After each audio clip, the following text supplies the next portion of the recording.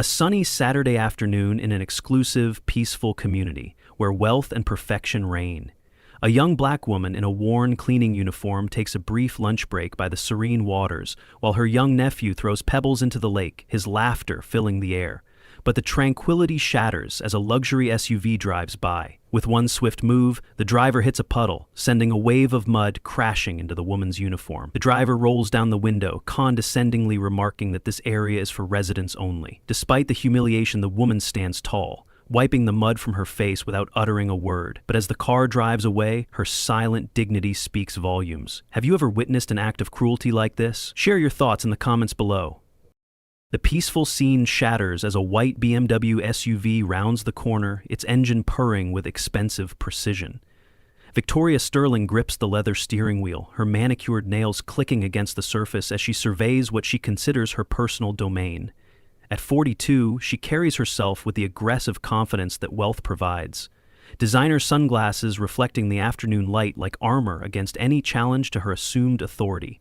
She notices the black cleaning woman and child occupying the bench near her community's crown jewel, and something territorial ignites in her chest. This is not the image she once associated with Pinewood Lake, not the carefully curated atmosphere she has worked to maintain through strategic complaints and social pressure. Without hesitation, she accelerates toward a puddle left from morning rain, the standing water dark with mud and debris from the previous night's storm.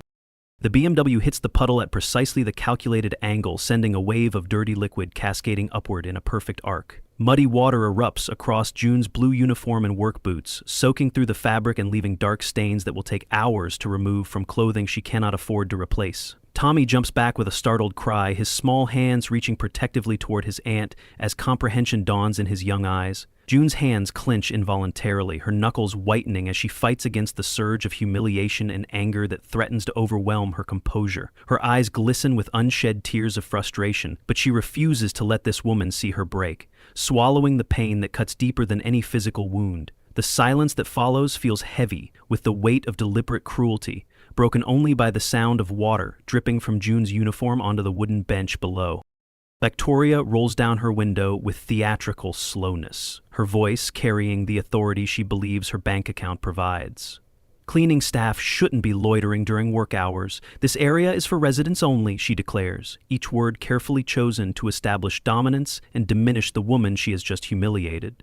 June stands slowly, wiping muddy water from her face with trembling fingers, a long moment of silence stretching between them as she struggles to maintain her dignity. The pause holds everything she cannot say, every response she must swallow, every piece of self-respect she refuses to surrender despite the assault on her person and her livelihood. "Yes, ma'am," she finally whispers, her voice betraying nothing of the hurt that burns beneath her calm exterior, though her heart pounds with shame and rage that has nowhere to go. Tommy stares between the two women, his young mind struggling to process such deliberate meanness from an adult. With the clear sight that only children possess, he asks the question that cuts to the heart of the injustice. "Aunt June, why did that lady hurt you? You were just eating lunch."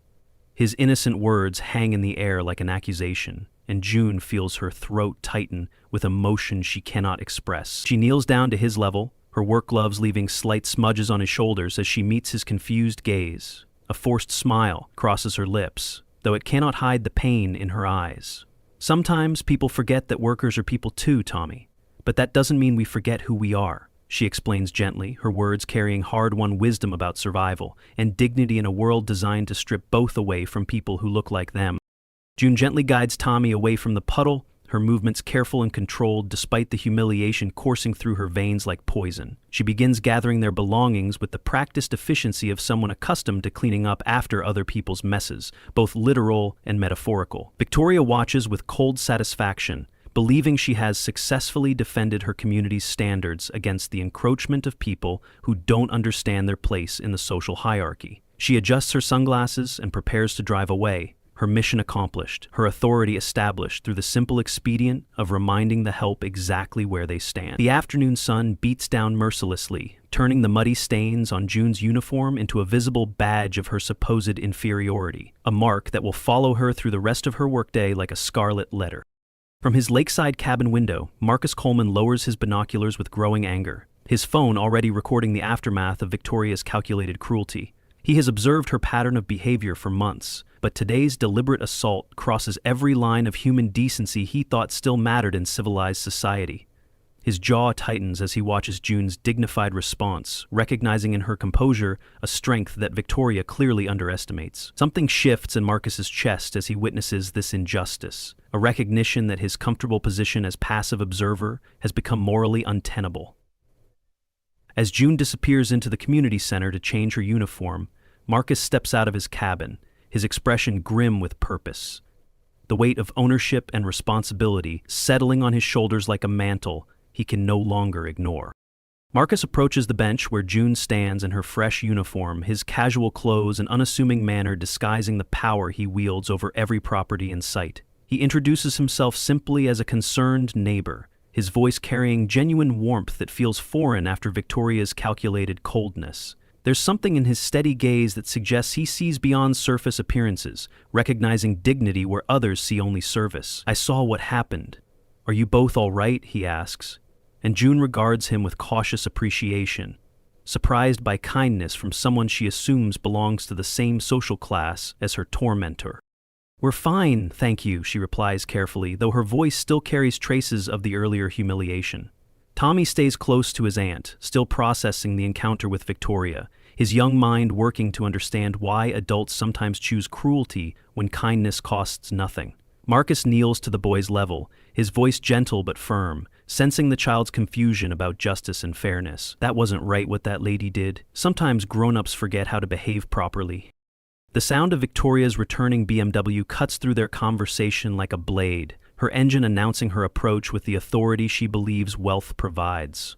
Marcus recognizes something deeper than mere entitlement in Victoria's behavior, a systematic need to control and diminish others that speaks to profound insecurity beneath her polished exterior. She parks deliberately close to their group, stepping out with a sharp click of expensive heels against asphalt, her every movement calculated to establish territorial dominance. Seeing Marcus talking to the cleaning woman triggers something possessive in her nature, a need to assert control over both the space and the social dynamics at play.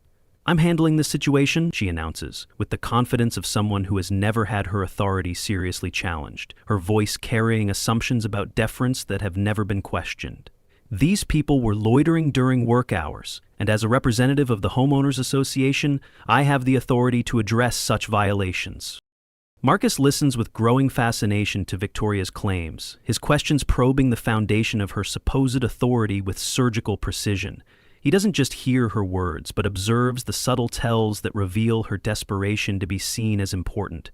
The way she straightens her shoulders when making pronouncements, the reflexive reach for imaginary authority when her position feels threatened.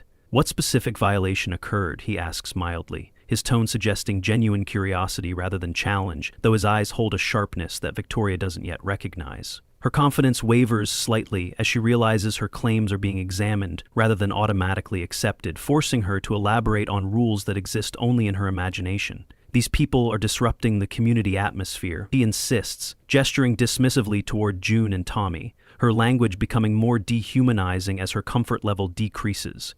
"They don't belong in areas designated for residents and their families." Marcus notes how quickly Victoria resorts to us versus them language when pressed, her mask of official procedure slipping to reveal the prejudice beneath. He begins to systematically dismantle her claims with the patience of someone who understands that exposing lies requires careful methodology rather than aggressive confrontation.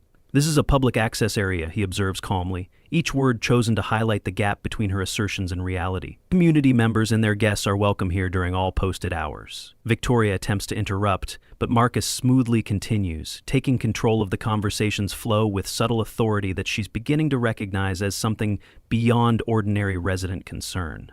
"I'm curious about your role with the Homeowners Association. Which board position do you hold?" The question hangs between them like a trap she doesn't yet see, though something in his tone suggests he already knows the answer. Tommy's innocent question cuts through the adult posturing with devastating simplicity, his child's perspective stripping away pretension to reveal truth. "Mr. Marcus, does that angry lady live in the big white house?" The directness exposes the heart of Victoria's performance, reducing her grand claims to their essential reality. Marcus glances toward the mansion Victoria calls home, its pristine facade representing everything she believes her money should protect her from, including accountability for her actions. "Yes, Tommy, she rents it," he answers simply, and Victoria's reaction is immediate and explosive, her carefully maintained composure cracking completely. "I don't rent anything," she snaps, her voice rising with the desperation of someone whose fundamental self-image has been challenged. "My family practically owns this entire development." The statement reveals more about her psychological need for status than her actual position, the gulf between her self-perception and reality becoming obvious to everyone present. Marcus suggests that Victoria contact the actual homeowners association leadership to clarify her authority, his calm demeanor contrasting sharply with her growing agitation.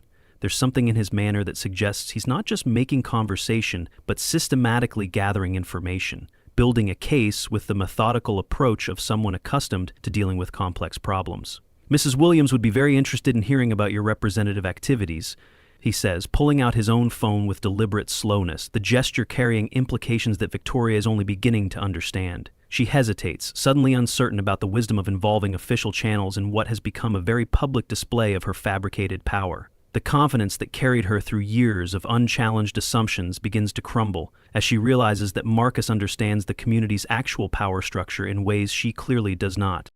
June watches this exchange with growing hope, recognizing that Marcus is not intimidated by Victoria's claims and seems to possess knowledge about community governance that exposes the hollow nature of her tormentor's authority.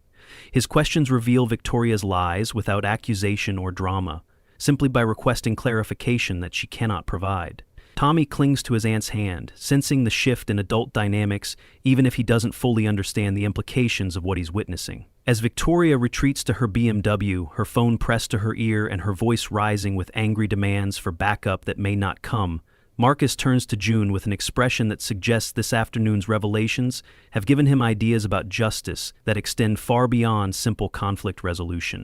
Margaret Williams's silver Volvo appears within minutes of Victoria's frantic phone call, her measured approach suggesting someone comfortable with actual authority rather than desperate to assert it. At 65, Margaret carries herself with the quiet confidence that comes from years of successfully managing diverse personalities and competing interests within a complex community structure. Victoria rushes toward her with visible relief, assuming that official backup has finally arrived to validate her position and restore the natural order she believes has been disrupted. "Margaret, thank goodness you're here," she begins breathlessly. "I've been trying to handle this trespassing situation, but this man has been interfering with homeowners association business." Her words tumble over each other with the urgency of someone who desperately needs external validation for actions she is beginning to doubt. Margaret's response cuts through Victoria's assumptions with clinical precision, her voice carrying the authority that comes from actual elected position rather than imagined status. "Victoria, you are not a homeowners association representative," she states clearly, each word measured and final. "You have no standing to speak for the board or to enforce any community policies." The statement hangs in the air like a judgment, stripping away years of carefully cultivated pretension with surgical efficiency. Victoria's face cycles through confusion, denial, and growing panic as she realizes her carefully constructed authority is crumbling in front of witnesses who matter. "But we discussed community standards," she protests weakly, grasping for any thread that might support her position. "You agreed that certain elements were affecting property values." Margaret's expression hardens as she understands the extent to which Victoria has misrepresented their casual conversations, twisting neighborly concerns into official mandates that never existed. "I never authorized you to act on behalf of the homeowners association," she clarifies with finality, "and this is a public access area, where community members and their guests are always welcome during posted hours." The correction is both professional and personal, acknowledging Victoria's pattern of overreach while protecting the community's reputation from association with such obvious prejudice. June observes this exchange with quiet vindication, seeing her instincts confirmed about the difference between real and imagined authority. Tommy stays close to his aunt, his young mind processing the fact that sometimes adults do step in to make things fair, even when it takes longer than children think it should. The gathering of curious neighbors begins organically as residents notice the commotion near their community's crown jewel, drawn by raised voices and the presence of their homeowners association president. Margaret takes advantage of this natural audience to address Victoria's unauthorized activities in a way that protects the community's reputation while establishing clear boundaries. "I want everyone to understand," she announces clearly, "Victoria Sterling has no authority to speak for the homeowners association. She has not been elected or appointed to any position within our governance structure." The public correction serves multiple purposes. protecting other residents from similar harassment while creating witnesses to Victoria's pattern of misrepresentation. Several neighbors step forward to share their own experiences with Victoria's unauthorized rule enforcement, their stories painting a picture of systematic overreach that has been building for months. An elderly man mentions receiving official-sounding warnings about lawn maintenance schedules that don't exist, while a young mother describes being told her children's outdoor play violated noise ordinances that were never enacted. The pattern emerges clearly. Victoria has been using her perceived status to control and intimidate neighbors who lack the knowledge or confidence to challenge her claims. Margaret listens to each account with growing concern, recognizing that Victoria's behavior represents exactly the kind of discrimination that can expose the community to legal liability, while destroying the social cohesion that makes residential life pleasant. Victoria realizes her position has become untenable as the evidence of her unauthorized activities mounts in front of witnesses, who include actual community leadership. Her face flushes with a mixture of embarrassment and defiance as she sees years of carefully constructed influence evaporating in a single afternoon. "You're all being manipulated," she declares desperately, gesturing toward June and Marcus. "These people are working together to undermine community standards that protect all our property values." The accusation falls flat as the assembled neighbors look at June, seeing only a young woman in a work uniform who has remained silent throughout the entire confrontation. Margaret's patience finally reaches its limit. "Mrs. Sterling, I am formally censuring your behavior as inappropriate and harmful to community relations. Any future claims of Homeowners Association authority will be reported to our legal counsel." The finality of Margaret's statement settles over the group like a verdict, and Victoria understands that her influence within the community has been permanently damaged.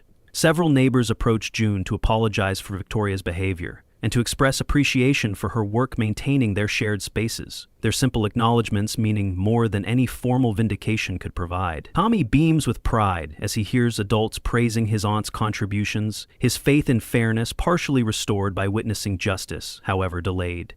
As the crowd disperses and Victoria retreats to her mansion for what may be the final time, Marcus steps forward with an expression that suggests this afternoon's revelations have given him ideas about the future that extend far beyond simple conflict resolution. Marcus approaches Margaret as the other residents return to their weekend activities, his casual demeanor giving no hint of the significant revelation he is about to share. "Mrs. Chen, there's something about Mrs. Sterling's housing situation that you should know," he says quietly, his tone suggesting this conversation will change everything about the afternoon's dynamics. Margaret looks at him with curiosity mixed with apprehension, her experience as Homeowners Association president having taught her that seemingly simple situations often conceal complex underlying realities. "What do you mean, Mr. Coleman?" she asks, though something in his manner suggests this is more than routine neighbor gossip. Marcus pulls out his phone, scrolling to what appears to be official documentation with the ease of someone accustomed to managing important paperwork. "Victoria Sterling rents her property from Coleman Properties," he explains calmly. "I'm Coleman Properties." The revelation hits Margaret like a physical force, her eyes widening as she processes the implications of what she has just learned. She has lived in Pinewood Lake long enough to know that Coleman Properties owns most of the community's rental units, but she had never connected the quiet man in the lakeside cabin with the development company that controls so much of their residential landscape. "The mansion she claims to practically own," she asks, and Marcus nods with a slight smile of someone who finds irony in life's unexpected turns. "Rental property, with a lease that includes specific clauses about community harmony and respectful treatment of all residents and staff," he confirms, showing her the relevant contract language on his phone screen. Her actions today constitute clear violations of multiple lease terms, not to mention her fraudulent claims of Homeowners Association authority. The sound of another approaching vehicle draws their attention, as Victoria returns with reinforcements, her BMW carrying her husband, Sterling, whose uncomfortable expression suggests he has been briefed on the situation and likes none of what he has heard. Sterling emerges from the passenger side, looking like a man who wishes he could be anywhere else, his business instincts telling him that this confrontation represents exactly the kind of negative attention that damages carefully cultivated professional relationships. "I apologize for any misunderstanding," he begins diplomatically, approaching Margaret with the practiced smoothness of someone accustomed to managing difficult situations. Victoria sometimes gets protective about community standards. His words carry the careful neutrality of someone trying to minimize damage without explicitly acknowledging wrongdoing. Victoria emerges from the driver's side, still radiating defiance, her weekend of stewing over the afternoon's humiliations having only strengthened her conviction that she was right to take action against people who don't understand their proper place. "There's no misunderstanding," she declares firmly, her voice carrying across the peaceful community like a challenge. "These people are disrupting our neighborhood, and someone needs to take responsibility for maintaining the standards we've all worked to establish." Her husband shoots her warning glances, but Victoria has moved beyond caring about consequences, driven by a sense of righteous indignation that blinds her to the reality of her situation. Marcus steps forward with the quiet authority of someone who no longer needs to observe from the sidelines. "Mr. Sterling, I'm Marcus Coleman of Coleman Properties," he says simply, extending his hand in a gesture that transforms the entire dynamic of the confrontation. "Your wife and I need to discuss her lease obligations." The color drains from Sterling's face as he realizes they have been arguing with their landlord, and his attempts at damage control become immediately more urgent. "Mr. Coleman, I'm sure we can resolve any concerns through proper channels," he says, his voice carrying the desperation of someone watching years of careful relationship building unravel in real time. Victoria, however, refuses to acknowledge the shift in power that her husband clearly recognizes. "I don't care who you claim to be," she snaps, her pride preventing her from backing down even when retreat represents her only rational option. "This community has standards, and I won't be intimidated into abandoning them." Marcus responds to Victoria's continued defiance with the calm patience of someone who holds all the relevant cards and has no need for theatrical displays of authority. "Mrs. Sterling, your lease expires at the end of next month," he states simply, his matter-of-fact tone making the statement feel like weather observation rather than threat. "Given today's events and your violation of community harmony clauses, I'll be conducting a full review of your tenancy." The implications settle over the group like a shadow, Victoria's eyes widening as she begins to understand that her actions carry consequences beyond social embarrassment. Sterling's attempts to salvage the situation become increasingly desperate as he realizes his wife has pushed their landlord beyond the point where diplomatic apologies can repair the damage. June watches this revelation unfold from a respectful distance, still processing the transformation of the kind neighbor who defended her into a powerful property owner whose decisions could reshape her entire community. Tommy stays close to his aunt, sensing the importance of what is happening, even if the adult complexities remain beyond his understanding. The afternoon sun continues its journey across the sky, but the peaceful lake setting now crackles with the electricity of consequences finally arriving for behavior that has gone unchecked too long. As Sterling guides his increasingly isolated wife back toward their BMW, Marcus turns to June with an expression that suggests this afternoon's events have crystallized ideas that have been forming for months. June stares at Marcus with undisguised shock, her mind struggling to process the transformation from neighborhood defender to property owner to potential employer in the span of a single conversation. "A position with Coleman Properties?" she repeats carefully, her voice carrying equal measures of hope and wariness born from years of learning that opportunities which seem too good to be true usually are. Marcus nods with quiet sincerity, his casual demeanor unchanged despite the revelation of his significant holdings within the community. "I've been observing your work for months," he explains simply. "The way you care for shared spaces, how you interact with residents, your attention to details that most people never notice. Those qualities suggest someone who understands what it means to build community rather than simply maintain property." June glances down at her mud-stained uniform, then back at Marcus, trying to reconcile his words with her reality, as someone whose right to sit on a bench has been questioned. Tommy tugs at June's sleeve with the innocent directness that cuts through adult complications like a sword through silk. "Aunt June, does this mean you won't have to clean toilets anymore?" he asks, and his question brings genuine laughter from Marcus while highlighting the magnitude of the change being discussed. "Well, Tommy, it would mean your aunt might oversee people who clean toilets, among many other responsibilities," Marcus explains gently. "Community management requires understanding every aspect of how a place functions, from maintenance to resident relations." June finds herself drawn into the conversation, despite her reservations, her natural intelligence engaging with concepts that speak to capabilities she has always possessed but never had opportunity to develop professionally. The possibility of using her insights to improve conditions for others like herself feels almost too precious to believe. The distant sound of Victoria's voice carries across the community as she makes increasingly frantic phone calls from her mansion, her tone suggesting that acceptance of today's developments remains beyond her current emotional capacity. Marcus notices June's distraction and follows her gaze toward the source of the commotion.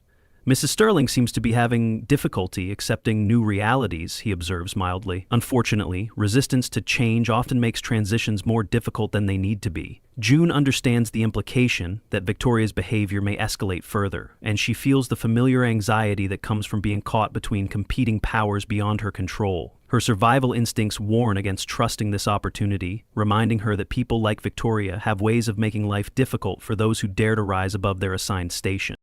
Margaret excuses herself to handle other homeowners association responsibilities, but not before expressing strong support for Marcus's proposal. Mrs. Parker, this community would benefit greatly from your perspective and a leadership role, she says warmly. Sometimes the people who understand a place best are those who have served it in ways others take for granted. Her endorsement carries weight beyond simple politeness, representing validation from someone who has observed June's character under pressure and found it exemplary. As Margaret drives away, June finds herself alone with Marcus and Tommy beside the lake that has served as backdrop to this afternoon's transformation. The peaceful water, reflecting possibilities she had never dared imagine for herself.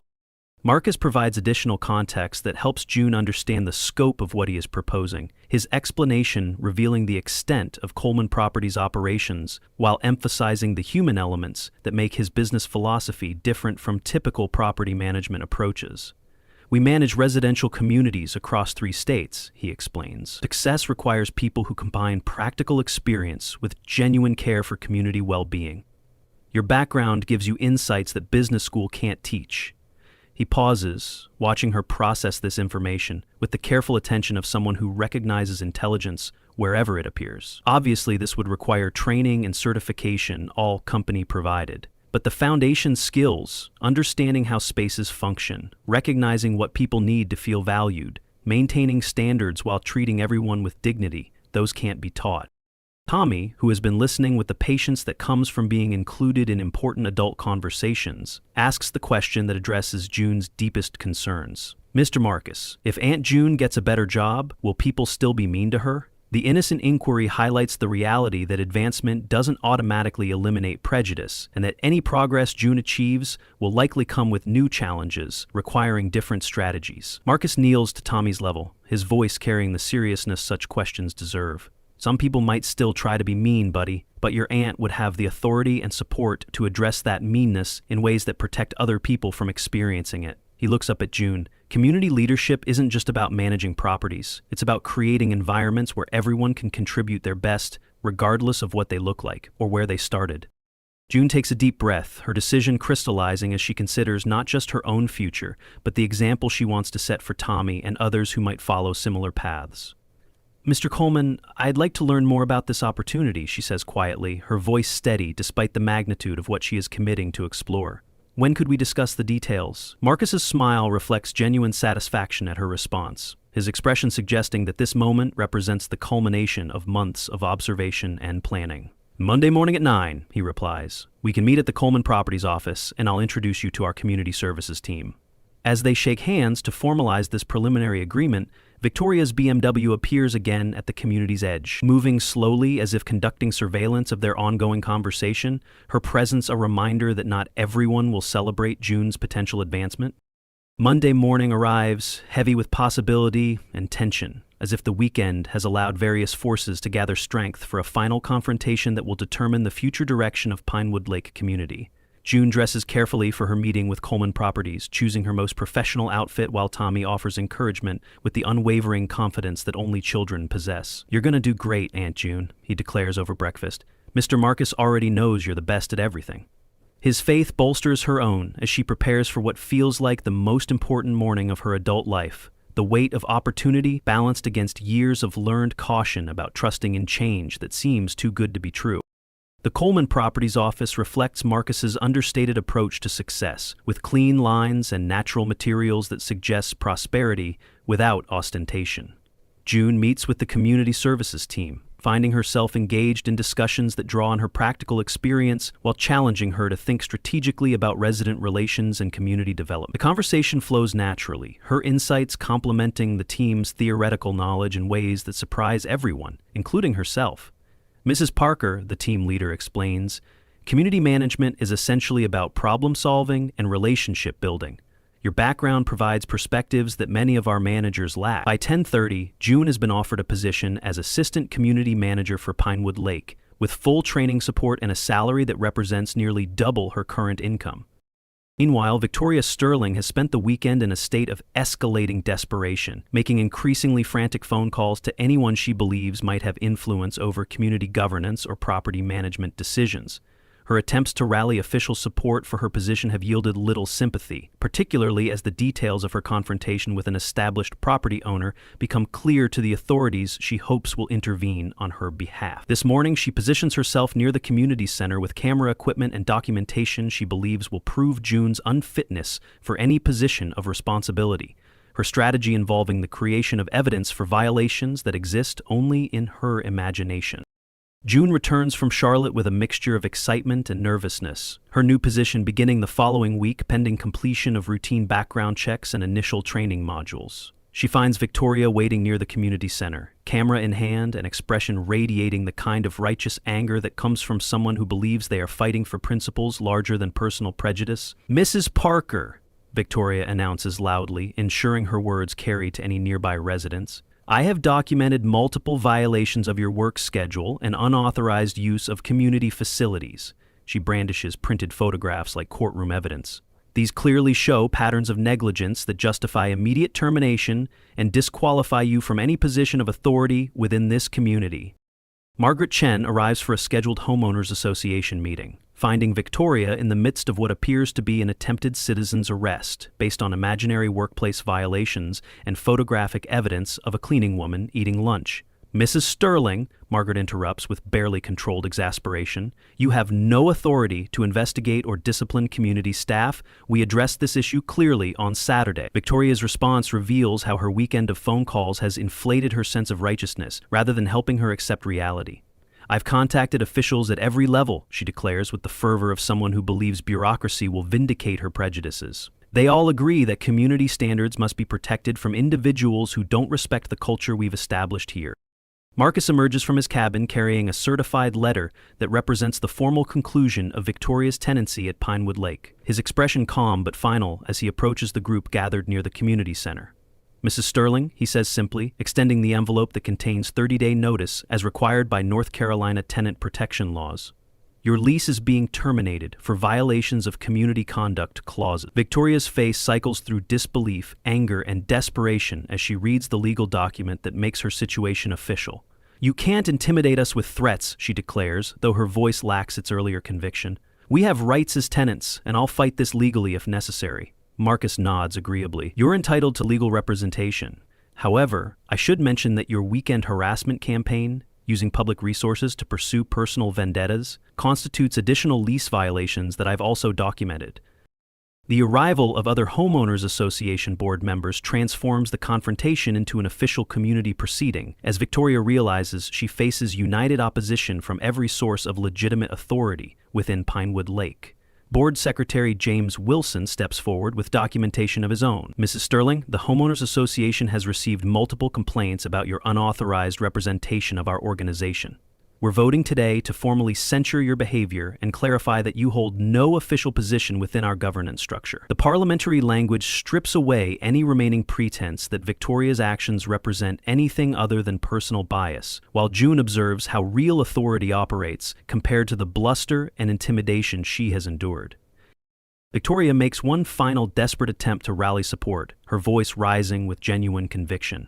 "Are we going to let outsiders destroy everything we've built here? Property values, safety, community culture? It's all at risk if we don't take a stand." Her words hang in the morning air like a challenge, but the response from assembled neighbors is swift and decisive. An elderly resident who has lived in the community for 15 years steps forward. "Victoria, the only threat to our culture is people who think cruelty is acceptable behavior. Mrs. Parker has done more to maintain this place than most of us, and she's never asked for anything except the chance to work in peace." 6 months later, Pinewood Lake community reflects the profound changes that began with a splash of muddy water and evolved into a complete transformation of power dynamics and social relationships. June Parker moves through the community center in professional attire, clipboard in hand, conducting her morning inspection with the same attention to detail she once applied as a cleaning woman, but now with authority to implement improvements rather than simply maintain existing conditions. Her transition to community manager has exceeded everyone's expectations. Her natural problem-solving abilities and deep understanding of how residential spaces function making her invaluable to both residents and Coleman Properties management. Tommy, now enrolled in the community's expanded after-school program, does homework in June's office most afternoons, his presence a reminder that professional advancement creates opportunities for entire families. The mansion that Victoria Sterling once occupied now houses the Rodriguez family, whose children have brought new energy to community spaces while their parents contribute professional expertise to neighborhood committees and social activities. Maria Rodriguez, a pediatric nurse, and her husband Carlos, an engineering professor, represent exactly the kind of diverse professional families that Marcus envisioned when he chose to invest in Pinewood Lake's long-term development. Their integration into community life has been seamless, facilitated by June's proactive approach to helping new residents connect with existing resources and social networks. The Homeowners Association, under Margaret Chen's continued leadership, has implemented policies ensuring that all residents and staff receive consistent respect and dignity, changes that have attracted positive attention from regional housing authorities. Victoria Sterling's departure from the community was handled with the professional efficiency that Marcus applies to all property management decisions, though her final weeks were marked by increasingly desperate attempts to organize opposition that never materialized. Her efforts to rally support against June's promotion fell flat when residents realized they were being asked to object to improved community services provided by someone they had always found competent and pleasant. The contrast between Victoria's manufactured outrage and June's quiet competence became increasingly obvious as the transition period progressed, making her isolation complete well before the moving trucks arrived. Her relocation to a different county provides the fresh start that sometimes allows people to reconsider their assumptions. Though early reports suggest that changing geography is easier than changing character, Marcus observes these developments from his lakeside cabin with satisfaction that extends beyond financial returns, his investment in both property and people yielding results that strengthen the entire community fabric. Property values have increased as word spreads about Pinewood Lake's progressive approach to resident services and community relations, proving that inclusion and profitability can coexist when leadership prioritizes long-term sustainability over short-term prejudice. His decision to offer June a management position has benefited everyone involved, demonstrating that recognizing talent in unexpected places often produces better results than traditional hiring practices that rely on credentials rather than character. During his morning coffee, he frequently observes June, conducting business around the community with the same careful competence she once applied to cleaning tasks, but now with authority to create positive change rather than simply respond to others' demands. June's office in the community center has become a hub of problem-solving activity as residents discover that their new manager actually listens to concerns and implements practical solutions rather than hiding behind bureaucratic procedures. Her background as someone who performed the daily tasks that keep communities functioning gives her insights that traditional property management training cannot provide, while her experience with discrimination makes her particularly sensitive to ensuring that all residents feel welcomed and valued. When elderly residents struggle with maintenance requests, she understands the urgency behind seemingly minor issues, because she has lived the reality of being ignored when problems affect people without obvious power. Her success has attracted attention from other Coleman Properties communities, leading to consulting opportunities that seemed impossible during her days as an invisible cleaning woman. Tommy's growth over these months reflects the security that comes from seeing talent recognized and rewarded appropriately, his afternoon homework sessions in June's office sparking an interest in community planning that impresses teachers and brings pride to his aunt's heart. "Aunt June," he said recently, "when I grow up, I want to make places fair like you do." His words capture something essential about leadership that extends beyond organizational charts or job titles. The commitment to creating environments where everyone can contribute their best efforts regardless of their starting position or social status. The playground, where he now plays safely each afternoon, represents more than improved community amenities. It symbolizes spaces designed with genuine care for all users, rather than exclusion of unwanted population. Margaret Chen, preparing to transition Homeowners Association leadership to new volunteers, has discussed with Marcus the possibility of June eventually taking on expanded community governance roles that would formalize her influence beyond property management. She has the rare combination of practical experience and genuine concern for others that makes effective leadership possible, Margaret observes. Plus, residents trust her in ways that outsiders often struggle to achieve. These conversations represent thinking about community development that extends beyond profit margins to consider how places can actively promote human flourishing across diverse populations. With June's journey from invisible worker to respected leader providing a template for recognizing and developing talent that traditional systems often overlook. The lake that served as backdrop to Victoria's calculated cruelty now reflects afternoon sunlight as June conducts her final walkthrough of community spaces before heading home to the apartment she can now afford in a better neighborhood, though she has chosen to remain at Pinewood Lake where her work continues to make a difference. Tommy waits for her near the bench where their transformation began, his backpack full of completed homework and his head full of plans for tomorrow's adventures in a community where his aunt's authority ensures that fairness is more than an abstract concept. The peaceful scene represents more than recovered dignity or professional advancement. It embodies the possibility that communities can evolve toward greater justice when people of goodwill recognize talent wherever it appears and commit to creating opportunities for everyone to contribute their best efforts toward shared prosperity. 1 year after that transformative Saturday afternoon, Pinewood Lake Community hosts its annual Summer Festival, an event that showcases how dramatically a place can change when leadership prioritizes inclusion over exclusion. June Parker, now promoted to Regional Community Manager overseeing 3 Coleman Properties developments, coordinates the celebration with the efficient grace that has become her professional signature. The festival features diverse vendors, live music representing multiple cultural traditions, and activities designed to bring families together across the social differences that once threatened to divide the community. Tommy, now 10 years old and confident in ways that only secure children can be, helps distribute programs while wearing a volunteer shirt that identifies him as future community leader. Margaret Williams, serving as Homeowners Association President Emeritus, observes the festivities with satisfaction that extends beyond successful event management to encompass the transformation of community culture itself. The neighborhood she helped guide through its period of crisis now serves as a model for other residential developments seeking to balance property values with social cohesion. June, she tells the young woman who has exceeded every expectation, "You've shown everyone that real leadership comes from understanding what people need to thrive, not from controlling what they're allowed to do." Their conversation takes place near the lake, where muddy water once symbolized deliberate humiliation, the same shoreline now reflecting the laughter of children from many backgrounds playing together in spaces designed for everyone's enjoyment. Marcus Coleman moves through the festival as he always has, observing rather than seeking attention, but his satisfaction is evident in the quality of interactions he witnesses throughout the afternoon. Property values have increased steadily since June's initial promotion, but more importantly, resident satisfaction surveys indicate levels of community engagement that Coleman Properties had never achieved in any of its other developments. The success of Pinewood Lake has influenced the company's approach across its entire portfolio, with June now consulted on hiring and policy decisions that affect thousands of residents in multiple states. Her insights helping create communities where dignity and opportunity are available to everyone, regardless of their starting position. Victoria Sterling's absence from the community is noted only by those with long memories, and even then without malice or vindictiveness. Her replacement by families who contribute positively to community life, having healed most wounds left by her destructive presence. The mansion she once occupied now houses a retired teacher whose grandchildren visit regularly, filling the space with sounds of joy that echo across the water during family gathering. Change sometimes requires the removal of destructive influences, but healing comes through positive replacement rather than continued focus on past hurts, the community having moved forward rather than dwelling on prejudices that once threatened its social fabric.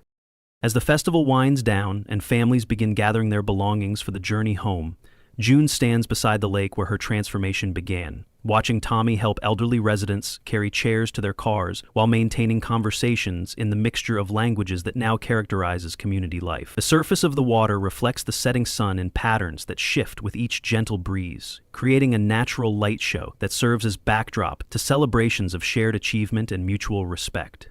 Tomorrow will bring new challenges and opportunities, but tonight represents the quiet satisfaction that comes from building something better than what existed before. The knowledge that justice can emerge from injustice when people of goodwill refuse to accept that cruelty is inevitable. The mud that once stained June's uniform has been washed away by months of recognition, respect, and professional growth. But the memory of that humiliation remains. as motivation to ensure that no one else experiences such casual cruelty in any community under her influence. Real power, she has learned, lies not in the ability to exclude or diminish others, but in creating spaces where everyone's contributions are valued and everyone's dignity is protected. The lake reflects not just sunlight, but the possibility that transformation is always possible, when courage meets opportunity, and when those who have experienced injustice use their hard-won wisdom to build a more equitable future for everyone who follows in their footsteps.